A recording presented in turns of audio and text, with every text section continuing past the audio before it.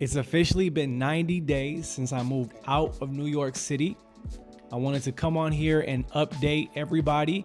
It's been 90 days. I've been traveling and I have finally landed in a temporary home. I have finally landed in Los Angeles. This is where I'm going to be living for the foreseeable future. When I left New York in December, I didn't know where I wanted to live, but I was open. And so my first stop was Brazil. I loved it. It was beautiful, but it didn't feel like home. I passed through Mexico.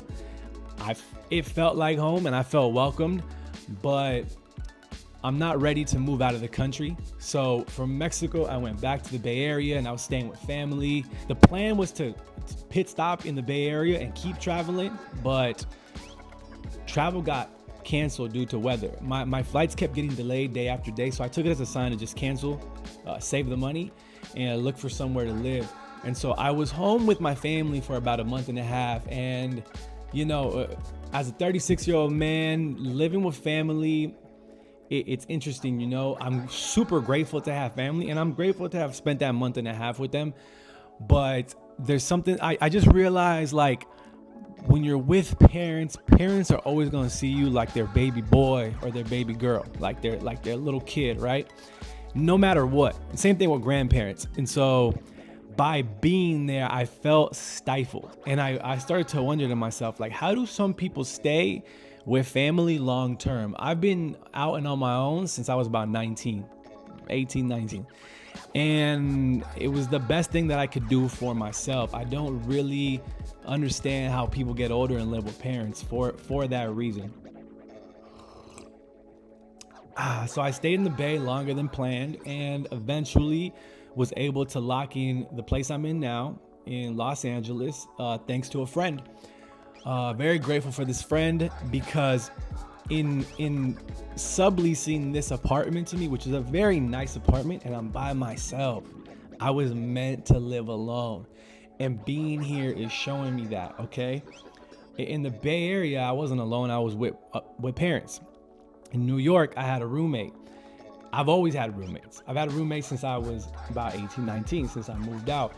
And I'm grateful for this friend for subleasing this place to me because it's showing me, first of all, what's possible, this, and what I really want, this.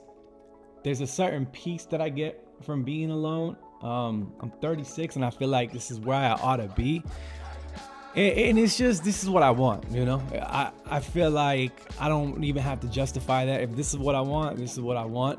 I will have to work to a certain, I will have to work to be able to reach this level of independence and luxury, but I'm willing to do that.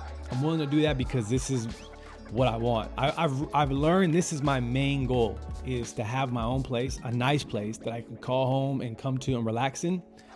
This is what I've always wanted. So now that I have landed in Los Angeles, I still very much miss New York. Like, I may or may not have cried a couple times thinking about New York.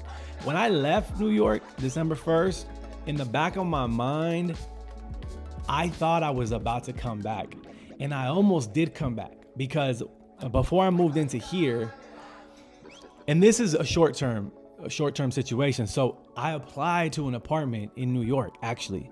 An apartment in Midtown Manhattan, $2,700 studio, a small studio, 5th floor walk-up. And mind you, it's the dead of winter right now. So when I applied and the application was being processed, before I even got a response, I just knew, like, that's not what I want.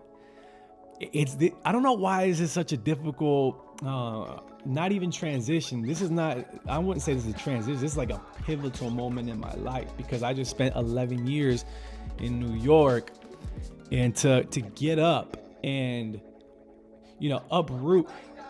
I feel very blessed to even be able to do this. Okay. The typical person with a 9-to-5, with a corporate job, with family, with kids cannot do this. And I understand that. And I'm very grateful. I'm very grateful to be free. Okay. This journey that I'm on right now in the last 3 months has taught me that me personally, Danny Mondragon, values freedom above all else.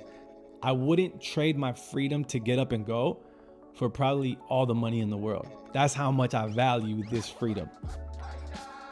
I'm getting a phone call. 1 second. Yo. Oh, my bad. What's good, my boy? Right now. No, don't worry. Yeah. What do you got going on?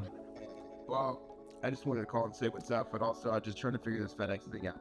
Oh yeah. That's funny. I'm doing a vlog, right? I'm vlogging right now, talking about how see that? You're on the vlog. Let's go. I was just talking about, because I'm trying to find, I left New York and I didn't know where I was going to end up. And like I passed through Brazil, but like, I don't know. Here I am in downtown LA, living life. Place looks nice as fuck, boy. It's hella nice, bro. Picking up on our scheduled programming. Where was I? I have missed New York. The problem. All right, let me see. Where was I? If you know, you know. If you're a person of any faith, there's been a time where you felt this is where I belong now. And that's how I feel right now. I feel the universe telling me, stay here. I have seen alignments. I have seen things be aligned to let me know that this is where I need to be. I've been waking up, going to the gym, sitting in the sauna, picking up foods, good, healthy foods. So I've been eating good, sleeping good, working out. I am healthier right now. I don't know what was going on in New York the last year where I just felt like I didn't have space. New York doesn't have space. It's compact. But I started feeling it weigh on me like I didn't have space. I was going, before I left New York, the last few months, I was going on 5, 6, 7 mile walks to try to clear my mind. And it wouldn't clear my mind. And I was starting to feel like if I stayed there, like I could feel like depression coming on. So I was like, let me get up out of here. But I would go walk and there would be noise. Walk out the house, dog. Go 2 blocks, train. 2 blocks, a siren. It was just like boom, boom, boom, boom, boom.